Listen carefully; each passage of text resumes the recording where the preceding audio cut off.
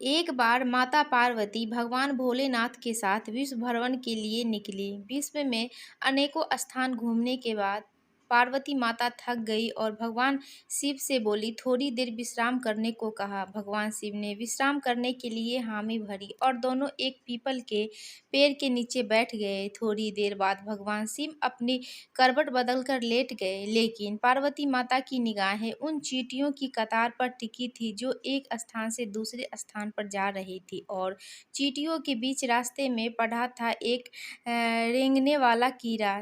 उसे चींटियां निरंतर काट रही थी। कीड़ा अपनी रक्षा करने में असमर्थ था क्योंकि चींटियां अनेक थे। कीड़ा अत्यधिक पीड़ा में था।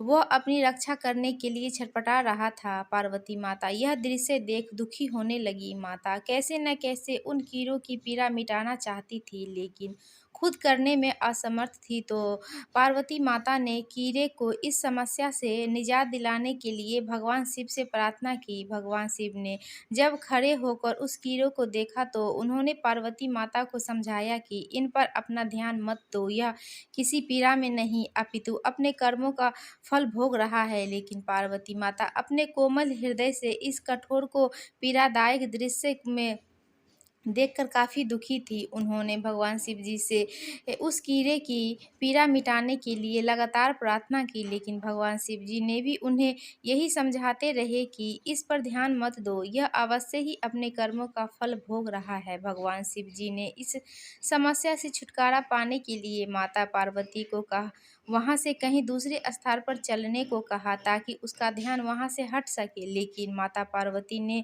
भी हट कर रखी थी। वह बोली, जब तक इसकी पीड़ा नहीं मिटेगी मैं यहाँ से नहीं जाऊंगी। अब भगवान शिव जी तो माता पार्वती के हट के आगे मजबूर होकर उस कीड़े की पीड़ा मिटानी पड़ी। भगवान शिव जी बोले, पार्वती ठीक है, मैं इसका कष्ट मिटा रहा हूँ, अगर बाद में यह कुछ गड़बड़ करे तो तुम मुझे दोष मत देना। माता पार्वती जी ने कहा, ठीक है महाराज, पहले आप इसका कष्ट मिटाएं। फिर भगवान शिव जी ने अपनी शक्तियों से उन कीड़े को, राजा चींटियों को, उसकी प्रजा और उनके लिए एक बहुत ही सुंदर नगरी बना दी जिसमें राजा का आलीशान महल था। अब जब सब कुछ बनकर तैयार हो गया था तब भगवान शिव जी ने राजा से कहा, भाई अब तुम अपना राजपाट संभाल, हम चलते हैं। लेकिन राजा अपने व्यवहार से बड़ा ही घमंडी और एक चरित्रहीन व्यक्ति निकला। उसने माता पार्वती की सुंदरता पर मोहित होकर उनका हाथ पकड़ लिया और भगवान शिव जी पर यह कहकर अपमान कर दिया कि तू एक योगी, वन वन भटकने वाला, एक साधारण सा ब्राह्मण, भला तेरे साथ यह सुंदरी स्त्री कैसे रह सकती है? इसकी जगह तो मेरे महल में है जिसे मैं अपनी रानी बनाऊंगा। इतनी सुंदर स्त्री एक राजा की रानी ही बन सकती है, ना कि एक साधारण से योगी की जिसे न अपने आज का पता है न कल का। अब मेरी बात सुन और यहाँ से चुपचाप चला जा, यह तो मेरी पत्नी बनेगी। भगवान शिव जी ने राजा को बहुत समझाने की कोशिश की और बोले, यह मेरी पत्नी है, तू अपना राजपाट संभाल, तुझे हजारों रूपवती मिल जाएंगी। भगवान शिव जी ने उसे बखूब समझाने की कोशिश की, लेकिन राजा अपनी जिद पर अडिग रहा।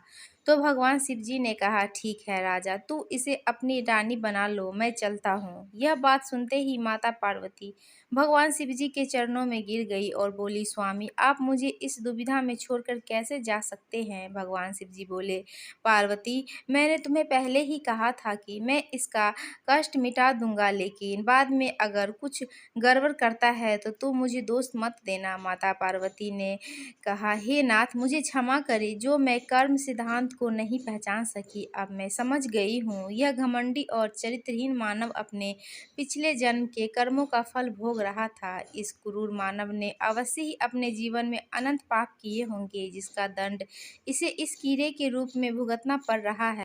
भगवान शिव जी प्रसन्न हुए कि चाहे पार्वती ने जिद करके ही इनका कष्ट मिटाना चाहा, परंतु अब वह कर्म सिद्धांत को समझ चुकी थी। फिर भगवान शिव जी ने अपनी शक्तियों से परिस्थितियां पहले जैसी कर दी। राजा को वही कीड़ा और प्रजा को वही चींटियां बनाकर उसके कर्म सिद्धांत को उसके हाल पर छोड़ दिया। अब माता पार्वती भी राजी राजी भगवान शिव के साथ अपना भ्रमण पुनः प्रारंभ करने के लिए चल पड़ी।